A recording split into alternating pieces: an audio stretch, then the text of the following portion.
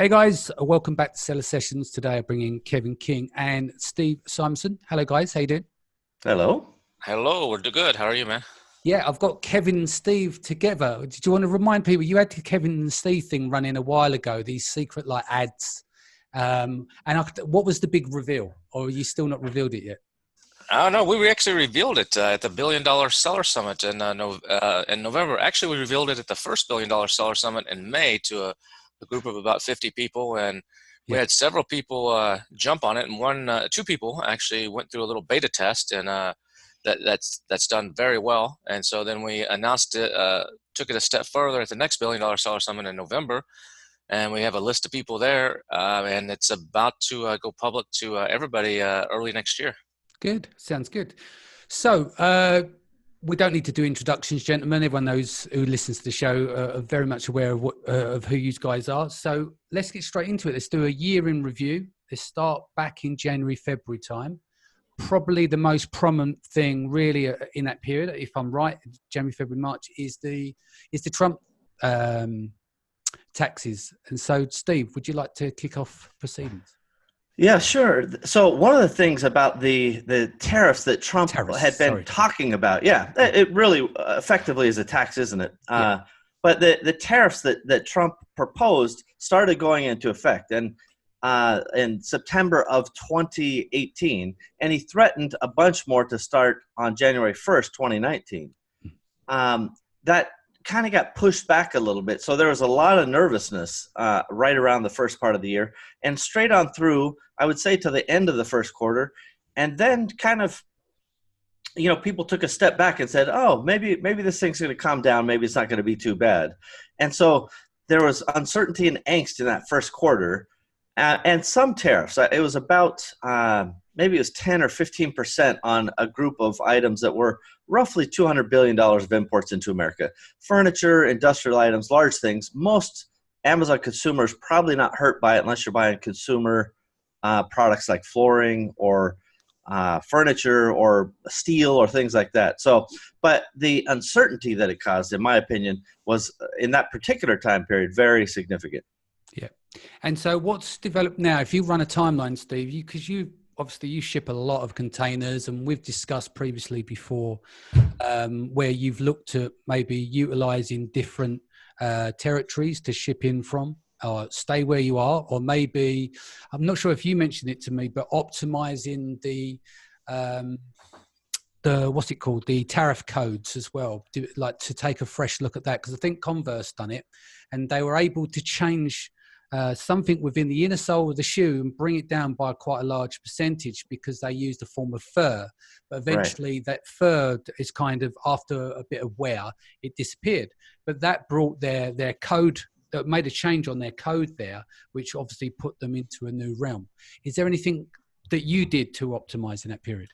So there are two ways that people deal with HS codes, just to directly take that point. One of them is literally changing your product so that it can get a different code. And there are some shoe manufacturers, for example, that will put that layer of felt on the bottom of their shoe, making it a slipper according to HS codes, because that's how it's defined, versus a shoe, which has a high tariff on it. So that's actual engineering. And there are some companies, we'll do that on occasion, but it's not so subtle for us. Most of our products don't have so many pieces, but there are lots and lots of different ways. Sometimes on a product, if there's a certain percentage of another type of mixed material, you can change the HS code. And so engineering like that, that's legal, that's reasonable, and the most sophisticated, best people will do such things. But then there's just the, I would say the lazy and also known as illegal way, which is just to simply change to a code that you think is similar or maybe could, be a arguable point, but really is not accurate. And in some cases, those can change the tariffs or even standard duties from a significant number, 8%, 20%, whatever, down to 0%. And those are, unless it's endorsed by the Customs Department, generally not good to do and certainly not long-lasting techniques. Yeah, makes sense. And where do you think we are now? Because obviously Trump's been in and there have been more negotiations in place. Do you think that the codes these tariffs are going to be reduced or moved within the next 6 to 8 months with the current negotiations from an outsider's perspective? Yeah, so the interesting thing, just as we're recording this here at the end of 2019, the phase one trade deal between the United States and China was just announced, which included a postponement of the final round of consumer products that basically would have got everybody selling on Amazon. That was postponed. It was set to go to, I believe, 10%, and that was waived, pushed off. And the second round, which got some Amazon products in there, was reduced from, I believe, 15% to 7.5%. And there were some intellectual property things that were agreed to. So the phase one part of the deal has been reached, which shows that the war is maybe not going forward so much as it is going down. Yeah. Phase two could include some more rollbacks. I certainly would expect perhaps the elimination of the remaining 7.5% on that group two, and maybe getting into half of that 25% that's on group one.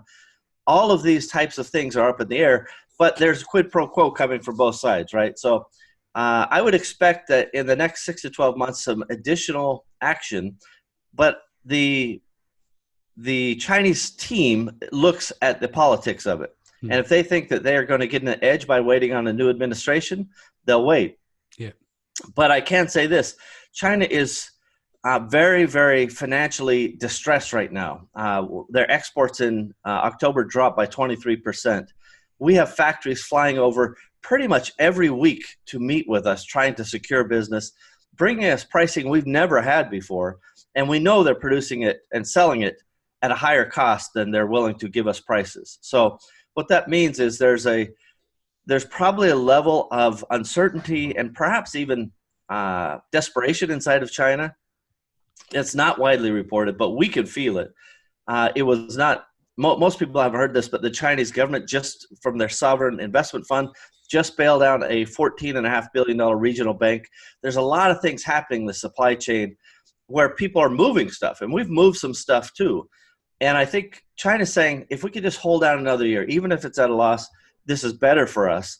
And so both this past year and 2019, it's been a huge impact, a lot of angst and uncertainty. And I think going forward, it's going to also provide some annoyance. Yeah. And so with medium to large sellers, do you think it's a good time to go back to factories and start negotiating with them, especially on terms, in terms of payment terms, to extend those, to retain that business?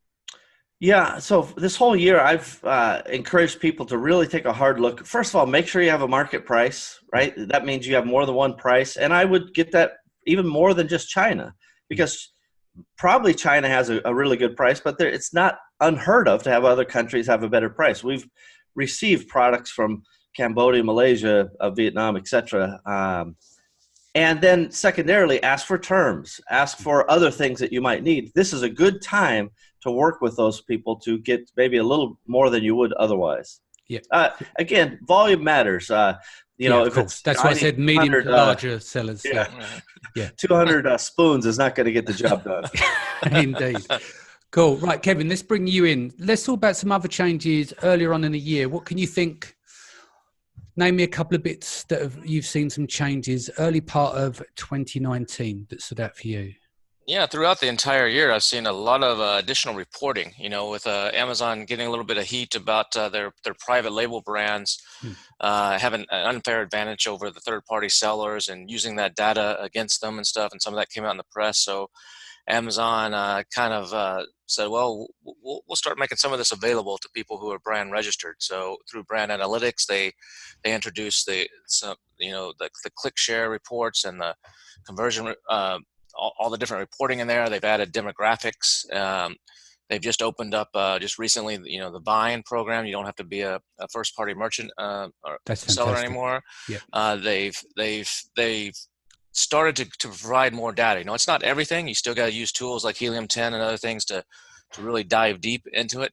But they started to release more data, which is good. And unfortunately, I think most sellers don't know how to use that data, or they're not using it. You're talking like, for instance, brand analytics, which is aggregated data, but it's pretty good guidance, because obviously when if you scroll down onto the left hand side of the interface, you're able to see related products that, you know, either they're viewed or purchased alongside yours. So you can do obviously ASIN targeting with those kind of campaigns, and then obviously you've got demographic information. So it has been good, like you said, in that way.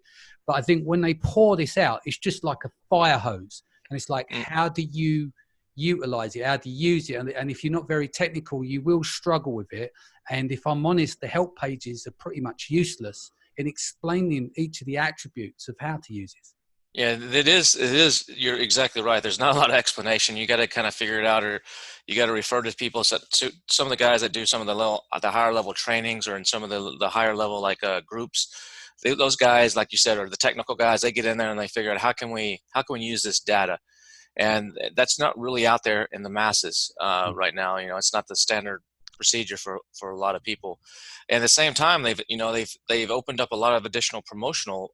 Not only have they added a whole lot of stuff, we could talk about that in a second, to the PPC. You probably know more about that than even me, because that's what you do.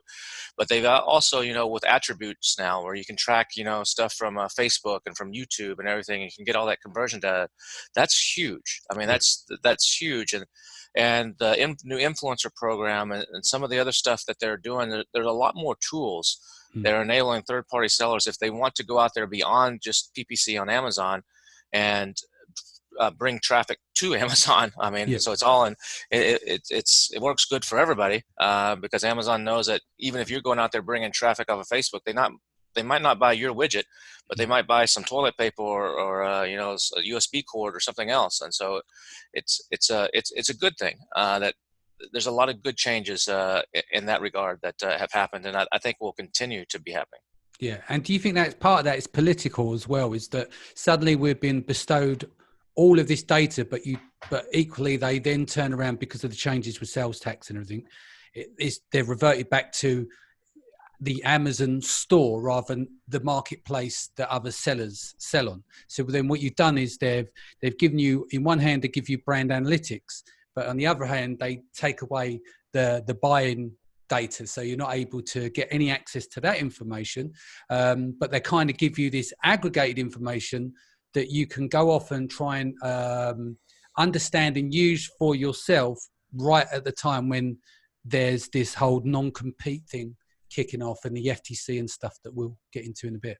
Yeah, you're talking about that was one of the cool things that a lot of people were doing, was able to download. As an FBA seller, you could actually download your reports of your customers. You know, several years ago, you got the phone number and you got everything in there. That's it, yeah. People were teaching go call your customers and talk them into a review, and so Amazon took away the phone numbers several years ago, but you could still get their name and their address and everything. And I still actually have that on one of my accounts. So I don't know if I'm grandfathered in or if it's because this account has daily withdrawals. It's under some old agreement.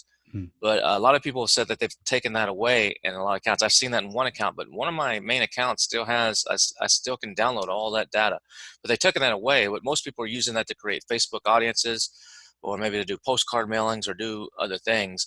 And because, like you said, of the marketplace rules, where now Amazon is collecting tax, and I don't know what the number is now. It's in the mid to high 20s states. I know it was 23, but I think a few more just came on. Are about to come on. So that's given Amazon power to say, hey, you know, now, like you said, it's not a marketplace, but we own the customer now. And so we don't need to give this data to you. Yeah. I think what we're down to now is the final 7 states, and the biggest one being California. I think it's still outstanding, but 18 months, that could all change. California is definitely now a marketplace state. So right. It is effective. There are still some states that remain in outliers in that regard, sales tax wise, but Kevin's exactly right. Not California, Florida. Apologies. Not California. Yeah, Florida remains an outlier, but probably not for long, as you said. Yeah. I think they're all, and that's a good thing, because that's been a pain for a lot of sellers that are trying, you know, it gave a lot of people a competitive advantage that didn't care about that. And the people that did care about it and were doing everything right, it created just a huge nightmare. And it should be Amazon that's doing it. It's the only logical thing. It's the best for sellers. It's the best for the states to get their revenue. It's the best to even the playing field across the board. So I think it's actually a good thing. Yeah. Anything to add on this one, Steve? FTC, I think you probably read quite a lot about that. No, I think the sales tax was a relatively good thing, as Kevin said. It should be simple. It should be easy to execute. There are little pieces of that remain challenging for sellers. For example, in Washington State, you still are expected to file a B&O tax report for the state, even if Amazon's collecting the tax.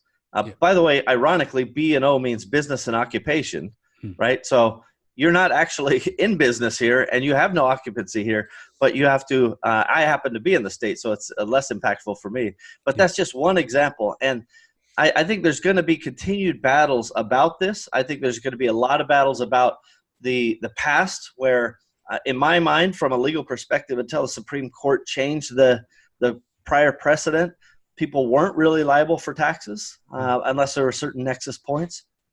But they changed all of that into financial nexus. So expect more on that battle on the past, right? Because California is actively chasing people, for these ghost sales taxes that Amazon should have collected.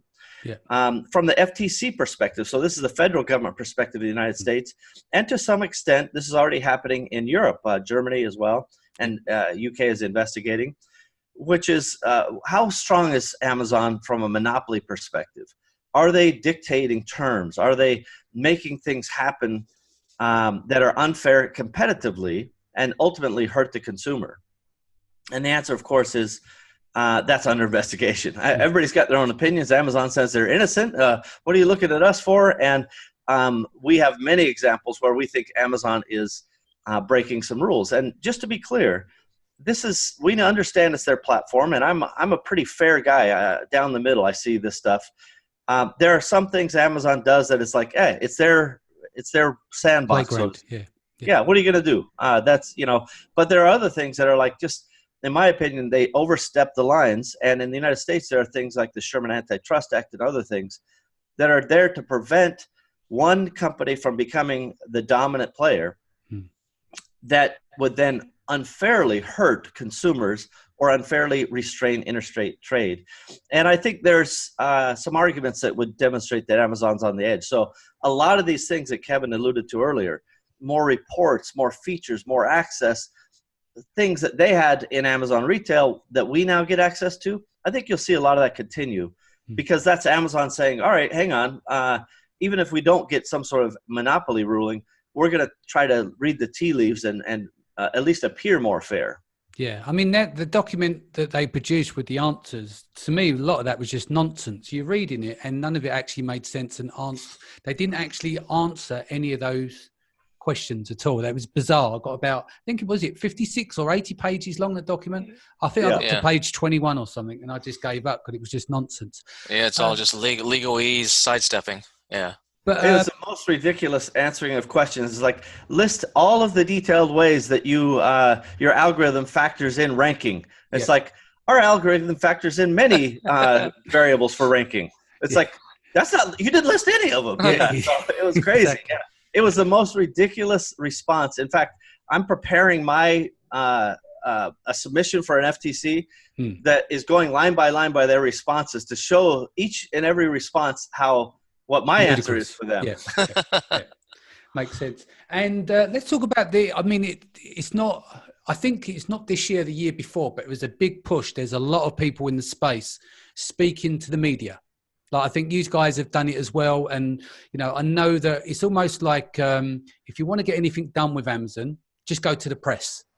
And then what happens is everyone shares that information. Yeah, it's got to be certain press, though. I mean, there's a couple bloggers and stuff out there that I think it's their mission to write stories. I don't want to name any names on Amazon, and they make a valiant effort, but they get a lot of facts wrong in some of these things, and some of the things that they do is just flat out wrong. Yeah. But when it comes out of the Wall Street Journal, or especially, that's probably, or maybe it's actually on CNBC, not on their website, but on CNBC or something. Yeah. That's when it usually wakes up Amazon. And so that's probably the best way actually to get Amazon to take action is you got to go through one of those reputable sources and have them come out with something. But, they just came out with, the Wall Street Journal just did that big study. Well, I think it's the Wall Street Journal did that big study about product safety on Amazon. They published a whole thing about how they bought thousands of products or whatever the number was, and X number of them didn't have all, claim they had all these safety claims and they were dangerous and all this. And Amazon, at least as of now, has not taken action on that. I mean, they posted something in the Seller Essentials that says, hey, reminder, everybody, you got to play by the rules and do what we say. Make sure everything is in compliant. But I think they're going to have to do something on that, because there's too much stuff coming out that's just not safe and it's not meeting standards. And I don't know what they're going to do because it's a huge problem. You got so many moving parts and so many products, and how do you police that? I don't know what the answer is, but they're going to have to do something, or it's going to come back. That could be their downfall. Yeah, I could go back to, like you said, about reputable, because there are some, we won't name them, but there's some down market kind of clickbaity sites that are well known with a big audience, and a lot of the content's atrocious on there. Like you said, the facts are completely, well, they're not actually facts. It's fabrication. It's just absolutely made up.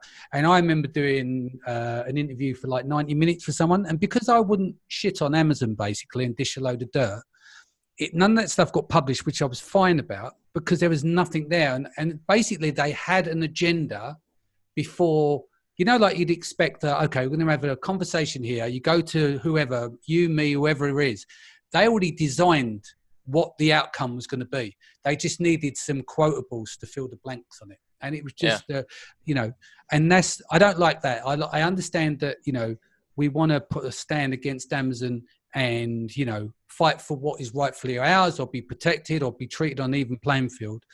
But that nonsense of just the old shitty rags writing out crap, I can't tolerate it. And you see it get shared around Facebook like gospel, and I just like, that's the problem. You got to be careful. I mean, I've always said this: be careful who you listen to, online. And so many people on Facebook, are talking.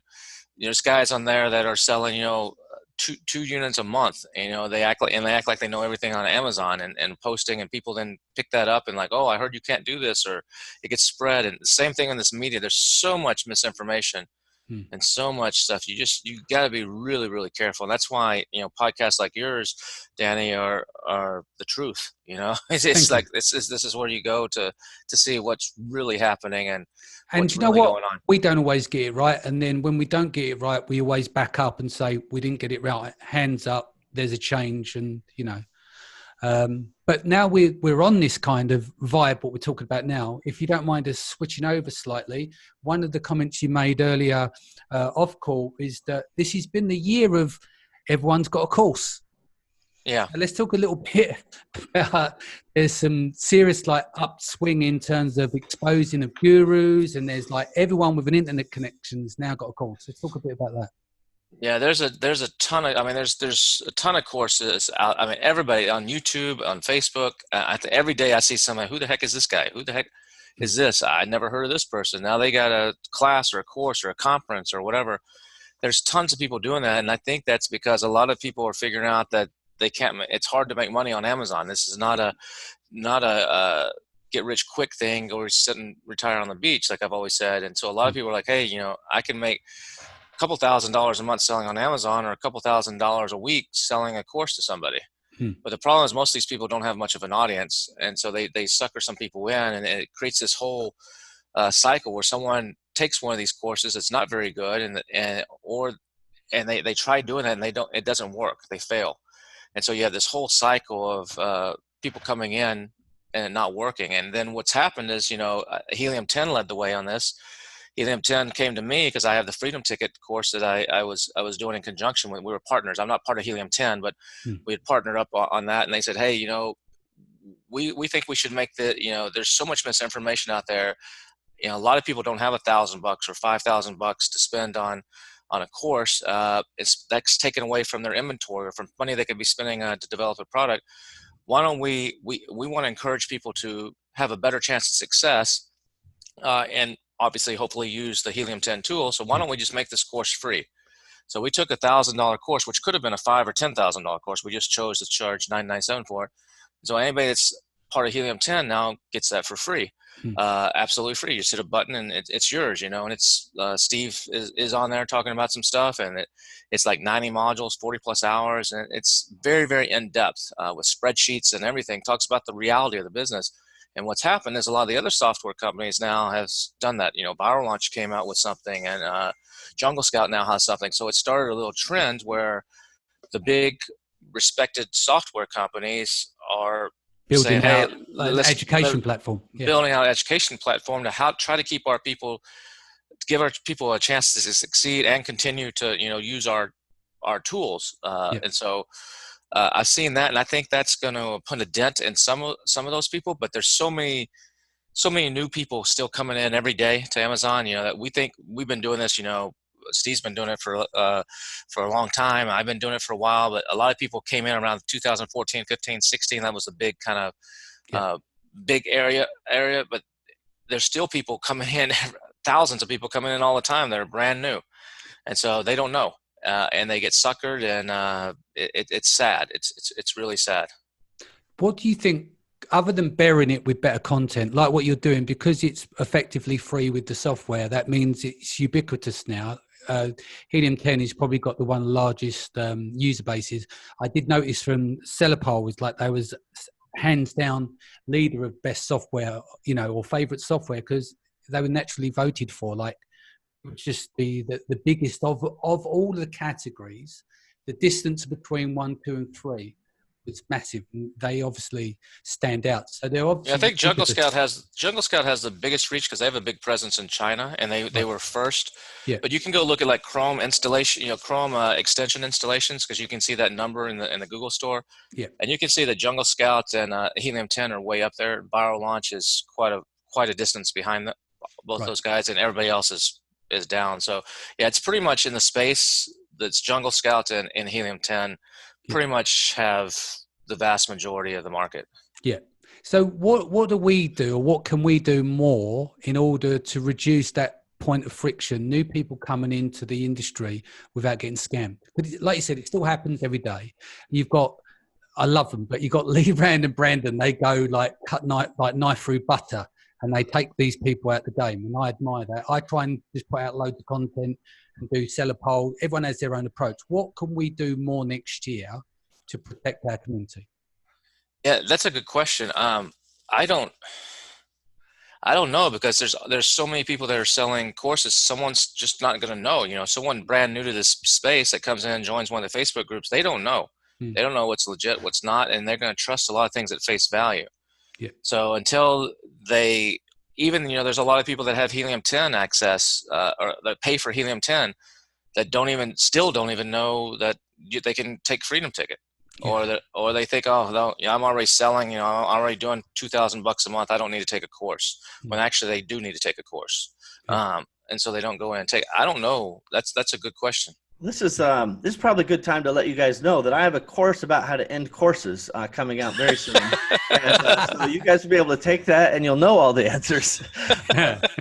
So there is no real solution for this, because although people who do the right thing should continue doing the right thing, and there will always be these people on the periphery trying to take advantage. And the good news, I think, and maybe this is part of that answer, you know, Amazon just sued a company that was doing this kind of get-rich-quick thing. And by the way, anybody who's listening who is thinking about buying courses or whatever, if you hear the word passive income in that course, just get out. Yeah, because at least this business, the Amazon business of building your own brand, however you want to think of it, even arbitrage, however you want to think about the Amazon business model, that is not passive. No. And anybody who sells you this, you know, anybody can do it, even you. And by the way, you're just sitting in your underwear on the couch. You don't think you have to do any work. Just send me a check and everything will be fine. That's just a bad pitch. The reality is some people will always be susceptible to this, and there will be some scallywags out there, charlatans, who will continue to propagate this stuff. Ideally, as Kevin's course is now available, and as you put out great content, Danny, and there are other things that are, I think, largely trusted and largely accessible, that makes a good opportunity to at least have those people find alternatives that aren't going to rip them off. So, and you shouldn't just, on that same note, you shouldn't just listen to one person. Whether you come to your Helium 10 user and you take Freedom Ticket, I'm just one approach and one opinion. You should go out there and educate yourself with, of different people. Like you mentioned Liron and Brandon. They're both smart guys, and they do some of the same things that I do and teach some of the same things, but they also have unique methods and strategies that they use, and you can learn from them too. But the trick is, how do you know who you can learn from and who you can't? Who can you trust? And it's trying to work on a filter process, isn't it? To work out where is the best area to go to pick from those things. So. Another big thing you saw last year is the rise of rebates. Yes. Rebate Key started as a $1 million seller group. That group that you pay about $4,000 to be in. They vet you, $4,000 a year, I think it is, and they vet you and make sure that you're actually doing that, and you got to send them a copy of your ID and all that kind of stuff.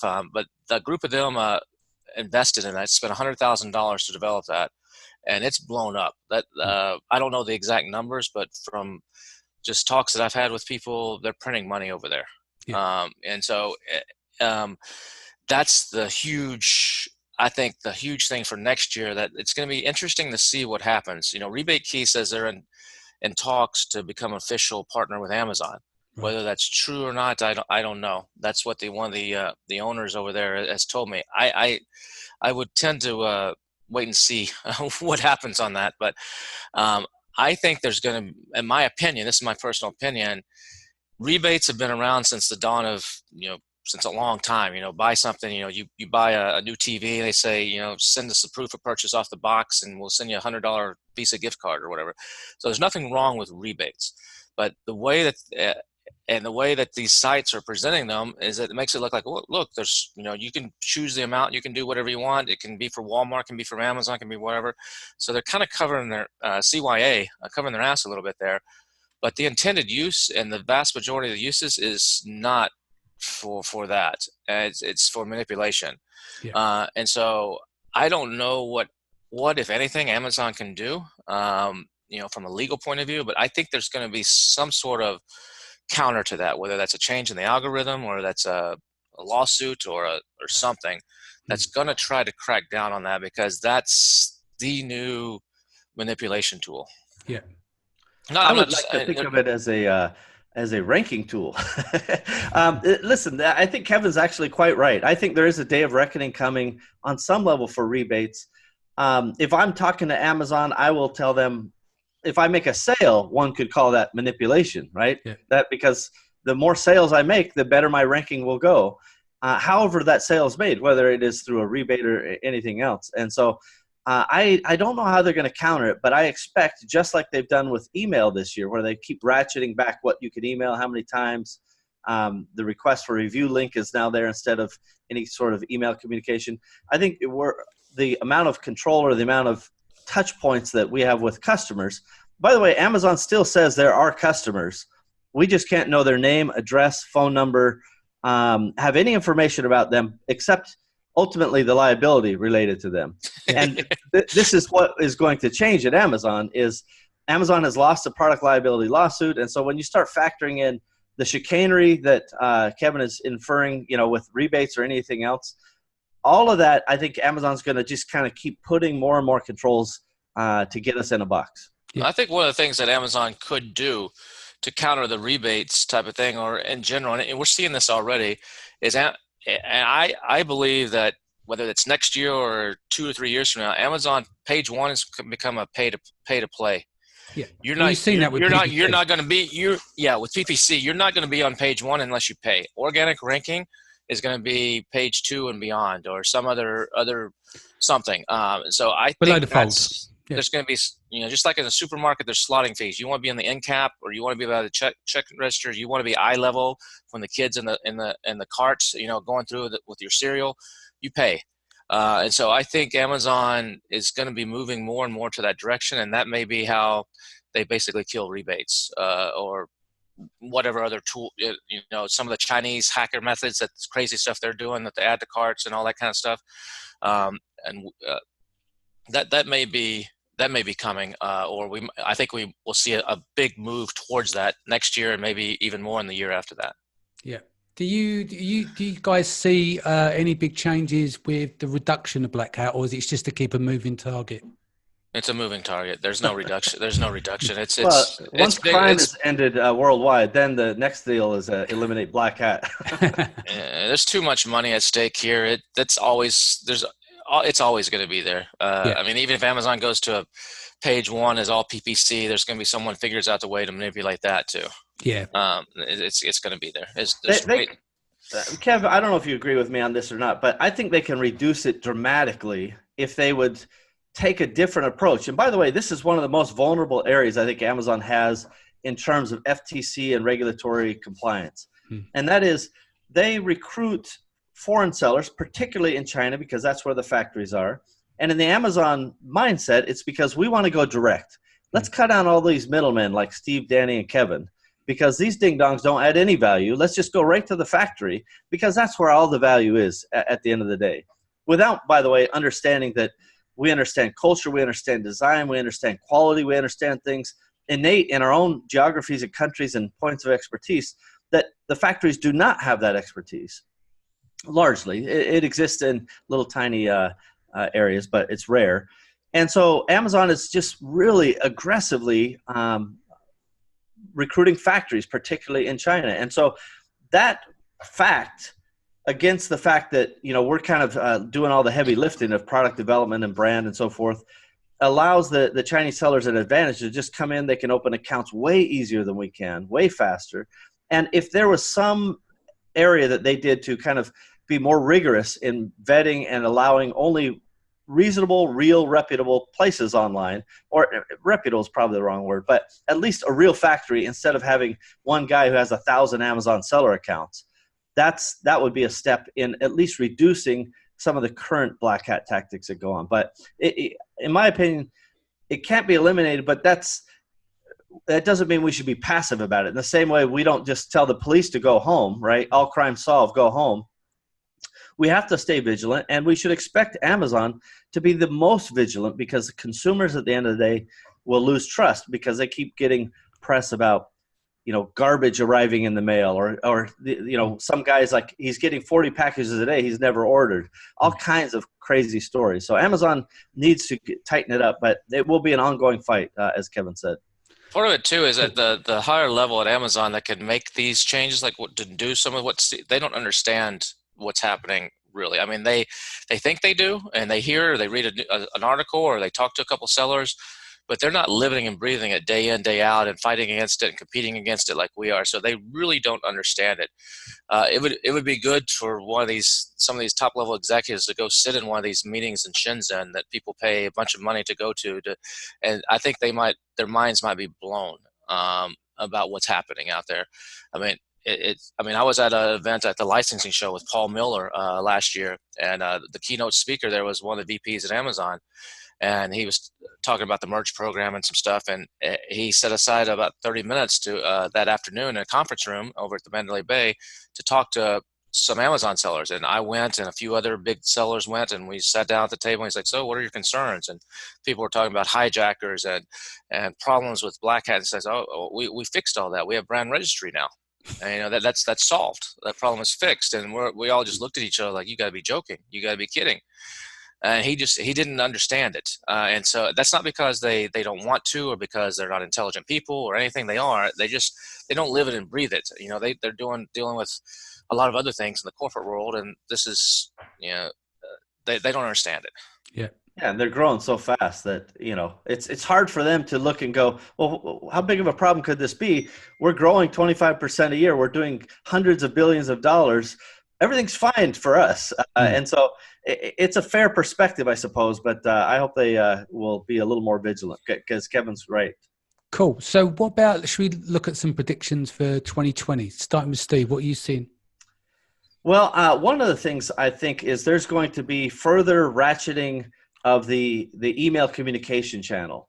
I don't know if they're going to eliminate it entirely. I don't know if they will, you have to have a note from your mom before you email the customer. I don't know what they're going to do, but it seems like they're really going to constrain that. And the other thing I would say at least that this is kind of an outlier, but I think it'll be the return of the dollar off coupon. I think that's going to come back in 2020. Cool. Kevin, prediction from you? I think Amazon's going to continue to grow. It's going to continue to be a great opportunity for people to build real businesses and to reach a lot of people. I think the PPC side, I think it's going to become much more of a need to pay to play on Amazon. I think that we're going to see. I think we're going to see some of the bigger brands, some of the bigger Wall Street ad agencies and stuff are going to start getting involved, which is going to change the whole picture of everything. But their budgets, that Madison Avenue crew, their budgets are going to be quarterly budgets. They're not going to be tied to ACOS.